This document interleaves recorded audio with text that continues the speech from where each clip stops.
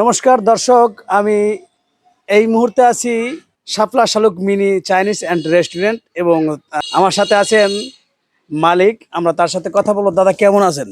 ভালো আছে, আপনি ভালো আছেন? হ্যাঁ, আপনার নামটা বলেন তো। আমার নাম দিলীপ বৈদ্য।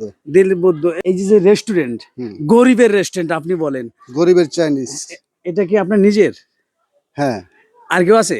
আমার পার্টনার আছে, আ- ওর নাম বিপ্লব বলা। আচ্ছা, ও ঢাকাতে থাকে। আপনি এইটা দিছেন কতদিন হয়েছে? 4 বছর সামথিং। 4 বছর। এখানে কি শুধু গরিবদের জন্য, বড় লোকদের কি কোনো প্রবেশ নিষেধ আছে? না না না, তা গরিবের যে রেস্টুরেন্ট কেন বলেন? মূলত চাইনিজ রেস্টুরেন্ট হয় শহর কেন্দ্রিক, কিন্তু এরকম রিমোট এলাকায় এই ধরনের আয়োজন নাই, সচরাচর আমার চোখে পড়েনি।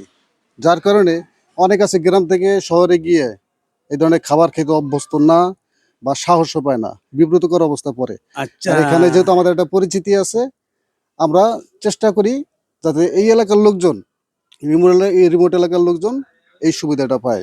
আমি আশ্চর্য হয়ে গেছি। এই পাড়াগাঁয়ের ভিতরে এরকম একটা রেস্টুরেন্ট আছে। আমি মনে হয়েছিল যে আমি মাটির তলে যাচ্ছি।